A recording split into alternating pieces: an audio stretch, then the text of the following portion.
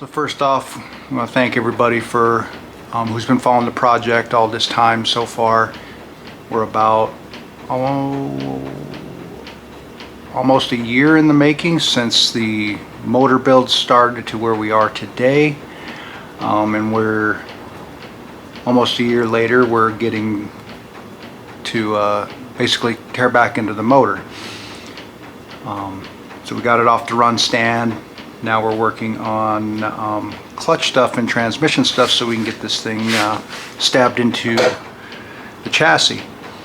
So we're going to start off right now with getting the bell housing off and working on clutch stuff. Probably have to take a bunch of measurements to make sure everything's going to line up right based on throwout bearing specs and stuff like that. So stay tuned.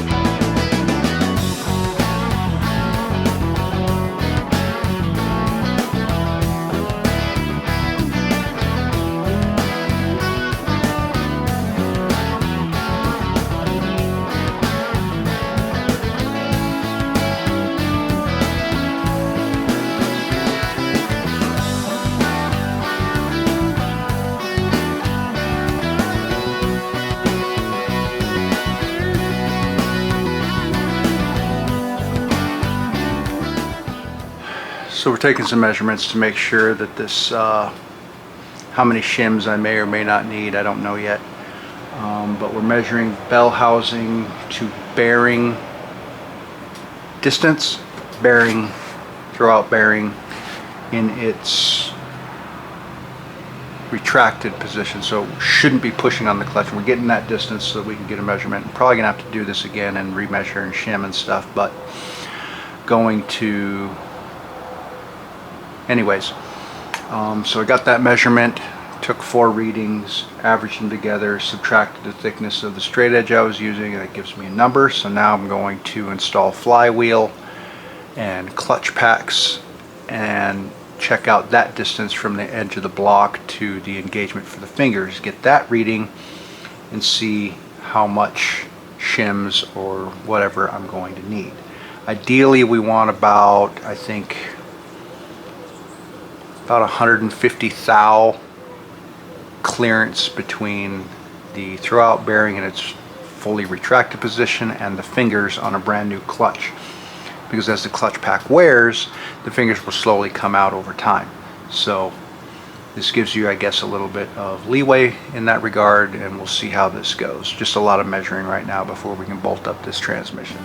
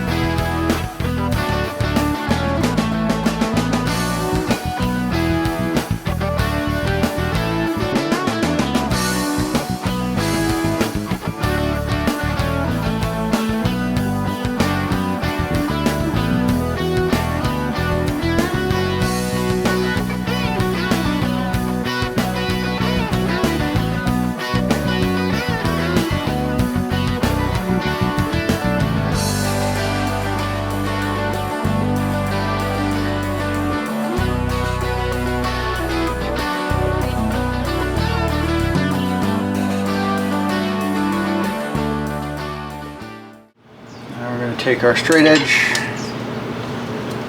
and we're going to measure down to the fingers, the high spot of the pressure plate fingers, about there,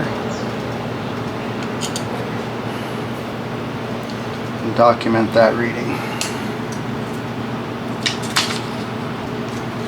And we'll do it a couple times, take an average.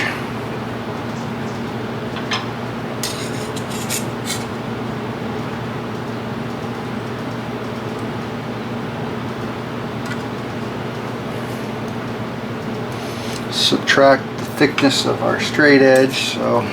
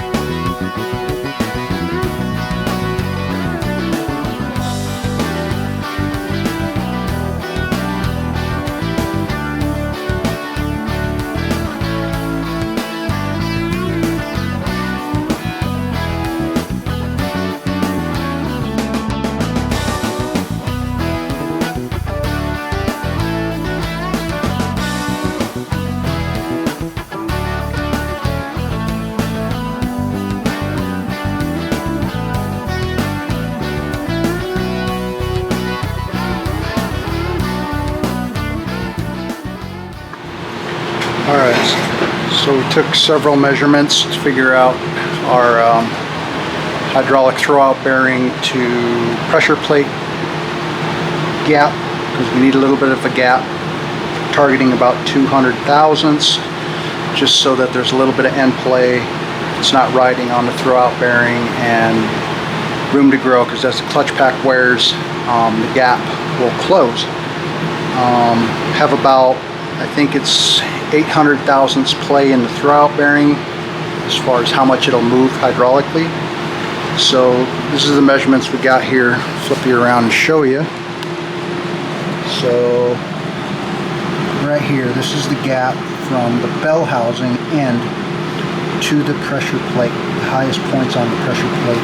Took 4 readings minus the thickness of the flat bar I was using, came up with that.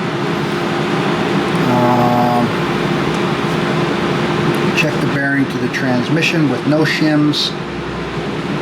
Basically had an average gap, or a gap about 461 thousandths, which is too much. I need that to be right around 200 thousandths. So played around with some different shims to basically push the throwout bearing farther out, and I now have a gap of that, which is about as perfect as I can get with the shims that I have available.